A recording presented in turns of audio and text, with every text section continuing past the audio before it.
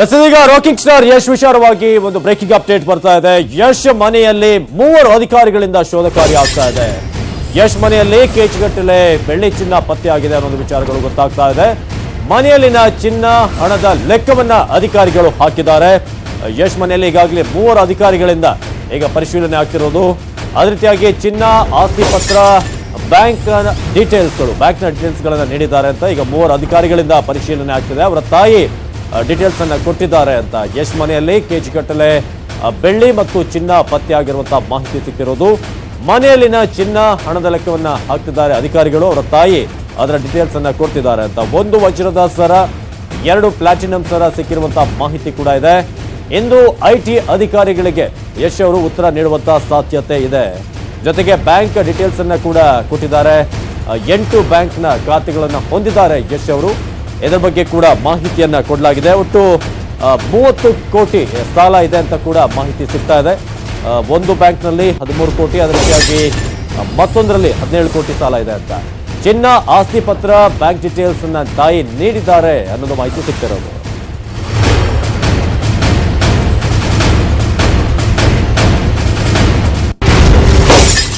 ಈ ಬಗ್ಗೆ ಹೆಚ್ಚಿನ ಮಾಹಿತಿಯನ್ನು ನೀಡ್ತಾರೆ ನಮ್ಮ ಪ್ರತಿನಿಧಿ ಆನಂದ್ ಸಾಲುಂಡಿ ಯಶ್ ನಿವಾಸದಿಂದ. ಆನಂದ್, ಸದ್ಯಕ್ಕೆ ಏನೇನು ಮಾಹಿತಿ ಸಿಗ್ತಿದೆ? ಯಶ್ ಅವರು ಇವತ್ತು ಉತ್ತರ ನೀಡುವಂತಹ ಸಾಧ್ಯತೆ ಇದೆಯಾ? ಜೊತೆಗೆ ಚಿನ್ನಾಭರಣದ ಲೆಕ್ಕವನ್ನು ಕೂಡ ಅವ್ರ ತಾಯಿ ಕೊಟ್ಟಿದ್ದಾರೆ ಅಂತ. ಏನ್ ಅಪ್ಡೇಟ್ಸ್ ಇದೆ? ಎಸ್ ಅವಿನಾಶ್, ಇಂದು ಬೆಳಿಗ್ಗೆಯಿಂದ ಬೆಳಿಗ್ಗೆ 7ರಿಂದನೇ ಕೂಡ ಮತ್ತೆ ಪರಿಶೀಲನೆ ಮುಂದುವರೆದಿದೆ. 3 ಜನ ಅಧಿಕಾರಿಗಳು, ಒಬ್ಬರು ಬೆಳಿಗ್ಗೆ 7 ಗಂಟೆಗೆ ಬಂದರೆ ಮತ್ತೊಬ್ಬರು 8 ಗಂಟೆಗೆ, ಮತ್ತೊಬ್ಬರು 9 ಗಂಟೆಗೆ ಬಂದು ಪರಿಶೀಲನೆ ಮುಂದುವರೆಸಿದ್ದಾರೆ ಅಂತ ಹೇಳ್ಬೋದು.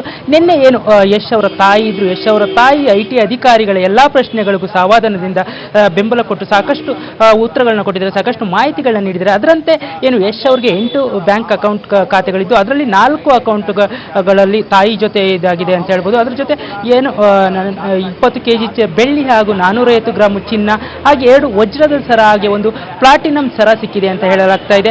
ಇವತ್ತು ಕೂಡ ಐಟಿ ಅಧಿಕಾರಿಗಳ ಪರಿಶೀಲನೆ ಮುಂದುವರಿಸ್ತಾರೆ. ಈ ವೇಳೆ ಯಶ್ ಬೆಳಗ್ಗೆ ಮುಂಜಾನೆ 3:30 ಸಮಯಕ್ಕೆ ಮನೆಗೆ ಬಂದಿದ್ದು, ನಿವಾಸದಲ್ಲಿದ್ದರೆ. ಈಗ ಯಶ್ ಅವರನ್ನ ಕೂಡ ಸಾಕಷ್ಟು ಪ್ರಶ್ನೆ ಮಾಡಲಾಗುತ್ತೆ. ಎಸ್ ಆನಂದ್, ಇನ್ನು ಸುದೀಪ್ ಅವರ ವಿಚಾರವಾಗಿ ಒಂದು ಬ್ರೇಕಿಂಗ್ ನ್ಯೂಸ್ ಬರ್ತಾ ಇದೆ. ಸುದೀಪ್ ಅವರ ಮನೆಯಲ್ಲೂ ಕೂಡ ಇವತ್ತು ಶೋಧ ಮುಂದುವರೆದಿದೆ. ಜೆಪಿ ನಗರದಲ್ಲಿರುವಂತಹ ನಟ ಸುದೀಪ್ ಅವರ ನಿವಾಸದಲ್ಲಿ ಇವತ್ತು ಕೂಡ ವಿಚಾರಣೆ ಮುಂದುವರಿಯುತ್ತೆ, ಪರಿಶೀಲನೆ ಮುಂದುವರಿಯುತ್ತೆ. ಹಲವಾರು ಮಹತ್ವದ ದಾಖಲೆಗಳ ಪರಿಶೀಲನೆ ಕೂಡ ಆಗುತ್ತೆ ಅನ್ನೋ ಅಪ್ಡೇಟ್ ಈಗ ಸಿಕ್ಕಿರೋದು. ಡೇ 2 ಇವತ್ತು ಸುದೀಪ್ ಅವರ ಮನೆಯಲ್ಲೂ ಕೂಡ ಶೋಧ ಕಾರ್ಯ ಮುಂದುವರೆದಿದೆ. ಸುದೀಪ್ ಅವರು ನಿನ್ನೆ ಮಾಧ್ಯಮಗಳ ಮುಂದೆ ಬಂದು ಮಾತನಾಡಿದ್ರು. ಯಾವುದೇ ರೀತಿಯಾದಂಥ ಅಳುಕಿಲ್ಲ, ಎಲ್ಲ ರೀತಿಯಾಗಿ ನಾವು ಸಹಕಾರವನ್ನು ಕೊಡ್ತೀವಿ. ಅವರ ಕೆಲಸವನ್ನು ಅವ್ರು ಮಾಡ್ತಿದ್ದಾರೆ, ಅದು ಅವ್ರು ಮಾಡಲೇಬೇಕು, ಅದು ಅವರ ಕರ್ತವ್ಯ, ಅದಕ್ಕೆ ನಮ್ಮ ಸಪೋರ್ಟ್ ಇದೆ ಅಂತ.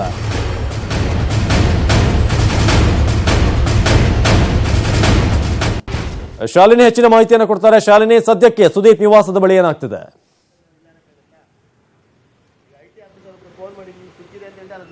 ಅವಿನಾಶ್, ಈಗಷ್ಟೇ ಒಬ್ಬರು ಅಧಿಕಾರಿ ಸುದೀಪ್ ಅವರ ನಿವಾಸಕ್ಕೆ ಬಂದಿದ್ದಾರೆ. ಹಿಂಭಾಗದಲ್ಲಿ ನೋಡಬಹುದು ಸಿಬ್ಬಂದಿಗಳನ್ನು ಕೂಡ, ಅಂದ್ರೆ ಕೆಲಸದ ಸಿಬ್ಬಂದಿಗಳಿದ್ರು, ಅವರಿಬ್ಬರನ್ನು ಕೂಡ ಈಗ ಹೊರಗಡೆ ಕಳಿಸಿದ್ದಾರೆ. ಸೊ ರಾತ್ರಿಯಿಂದಲೂ ಕೂಡ 3 ಜನ ಅಧಿಕಾರಿಗಳು ಕೊಠಡಿಯಲ್ಲಿ ವಾಸ್ತವ್ಯ ಹೂಡಿದ್ದಾರೆ ಅನ್ನೋ ಒಂದು ಮಾಹಿತಿ ಸದ್ಯದ ಮಟ್ಟಿಗೆ ಸಿಗ್ತಾ ಇದೆ.